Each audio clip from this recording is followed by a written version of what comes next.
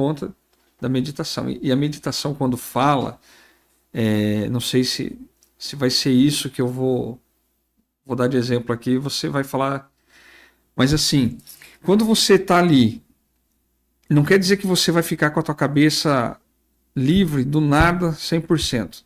Vai vir pensamento, você vai retirá-los com a maneira que você achar melhor na sua cabeça de não ficar pensando neles, né? Você vai ter que achar um...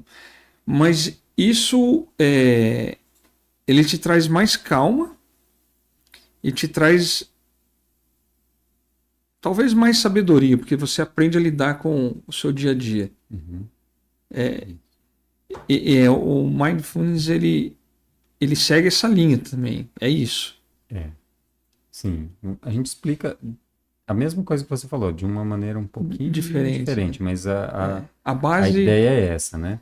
Porque existe um modelo que ele foi desenvolvido por uma neurocientista que ela avaliou meditadores, e esse modelo ele serve até para a nossa atenção no dia a dia, né? Então, a gente foca a atenção em alguma coisa, aí entra a distração.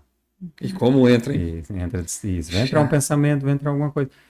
No momento que a gente reconhece essa distração, é a nossa consciência.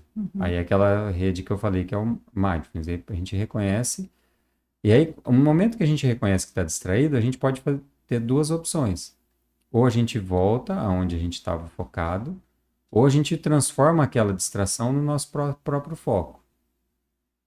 Ok? Então, às vezes a gente, vamos dizer assim, tô aqui, concentrado na minha respiração.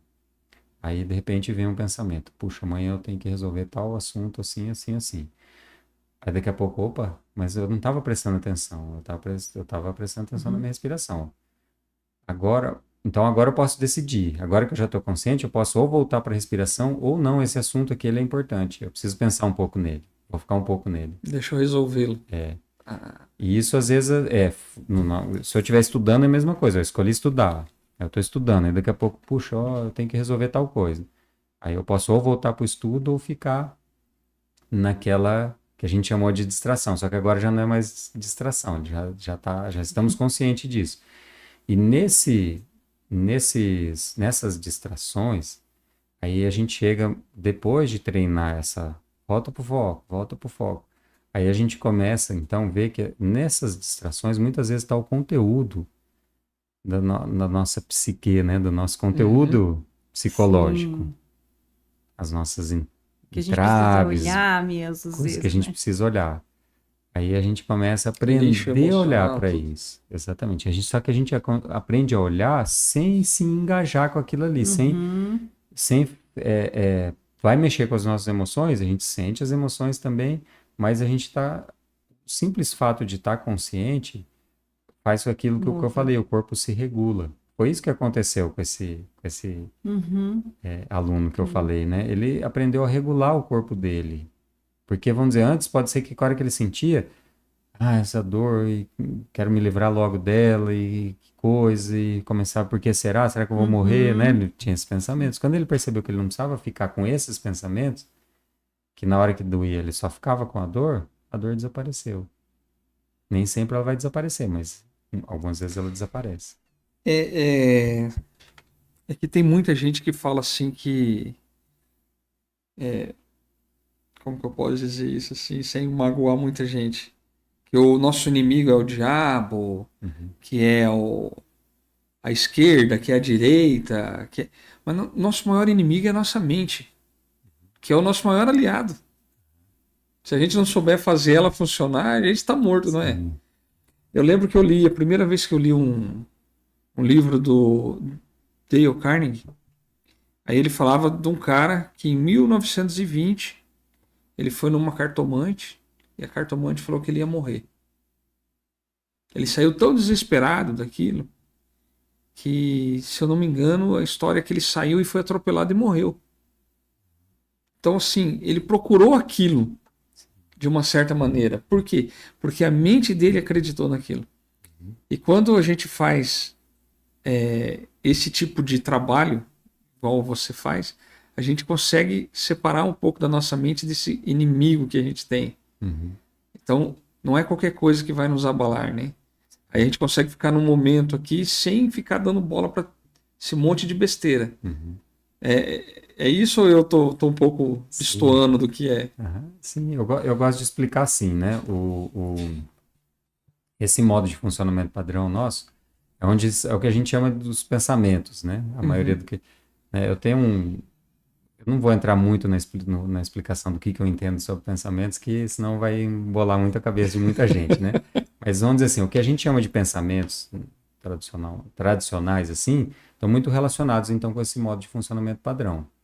O que eu vou fazer, o que eu já fiz, e assim, quando a gente vou decidir alguma coisa, então aí a gente pensa, isso aqui é bom por causa disso, disso, disso. Mas também tem isso, isso, isso, né? Tem sempre assim, é uma coisa meio dual, né? Pode ser que sim, pode ser que não, né? Então aparece essa questão do isso aqui é negativo, isso aqui é positivo. Então isso aparece no nosso pensamento, né? Então a gente tem que ter ali vamos dizer assim, como diz, um fio ali para falar assim, não, aqui é o meio termo aqui, ou, né, Quanto é o Neutro. limite do. o ponto neutro, Uhum. né, que seria mais o que a gente chama de coração, né? É quando a gente sente, né, a percepção, né? Aí, então, assim, o mindfulness, ele, né, também a gente vai trazer a consciência para o nosso corpo, para o funcionamento do nosso corpo, né, os nossos órgãos, assim como o coração, ele também tem uma representação que é trabalhado no mindfulness, que é uma estrutura que chama-se córtex insular. Ele tem a representação ali de todos os órgãos, então tem gente que acredita assim que o coração que a gente fala, ele está lá no cérebro, né? E tem gente que fala que é esse mesmo, porque tem neurônios aqui também, né, Né? no Diz que coração. tem até mais do que o cérebro, né? O poder de. Ele manda mais, né? Diz que É, manda mais informações, né? Tanto do intestino como Uhum. do coração, mais informações do que o recebe informações, né? Mas independente de onde ele estiver, é uma percepção mais profunda que a gente tem, né? E às vezes a gente não dá tempo para perceber essa percepção mais profunda, que dá aquele caminho assim, não, é isso aqui que eu vou, né? Quando a gente precisa escolher alguma coisa, né? E ou se fica no pensamento, fica, isso aqui, né? Que você pode ver, né?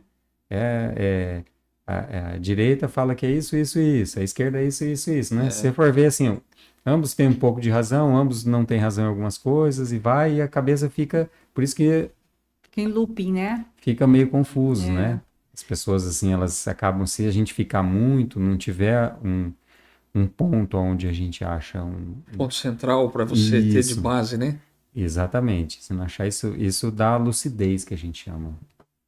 Dentro do mindfulness também a gente usa essa palavra também. O mindfulness traz essa lucidez para a gente ver as coisas como elas realmente são. Que bacana. Aí eu fico pensando, né? Porque não é tão divulgado Sim. ainda, né? Aham. Mas é uma coisa que você falou que está levando para as empresas. Sim. Eu acho que quem leva um trabalho desse para dentro da empresa dele só tem a ganhar. Sim. O cara tá anos-luz na frente do Uhum. concorrente dele, porque você vai fazer todo mundo trabalhar Aham. no estado de presença. E aí Sim. você ganha muito. Sim, tem uma história interessante que é o Phil Jackson, né? Que era quem gosta de basquete sabe, né? Ele era o treinador do Chicago Bulls, né? No tempo do Michael Jordan, depois mais recentemente do Los Angeles Lakers, né? LeBron James e tudo. E ele usou o mindfulness como diferencial. Só que ele não permitia que os atletas meditassem na quadra, porque era um diferencial competitivo dele. Senão o pessoal ia falar, o que ele está Hum. fazendo? Ia começar a copiar. Depois que ele se aposentou, que daí o LeBron James começou a meditar na beira da Foi quadra. ele que eu vi, acho que essa semana, demonstrado. Mas até então ele não permitia, o técnico não permitia que eles meditassem na beira da quadra. Tinha que ser assim discretamente, porque era um diferencial competitivo deles. E assim, sabe que eu sempre achei isso uma bobagem, né?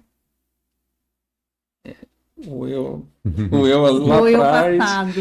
eu falava assim, meu, que besteira esse negócio Sim. de. E hoje eu me arrependo de não ter feito Uhum. esse tipo de trabalho antes na minha vida. Sim. Porque você consegue, na verdade, elucidar muitos problemas, né? Que é aquilo que a gente estava falando de peso, sobrepeso, de ansiedade, de depressão.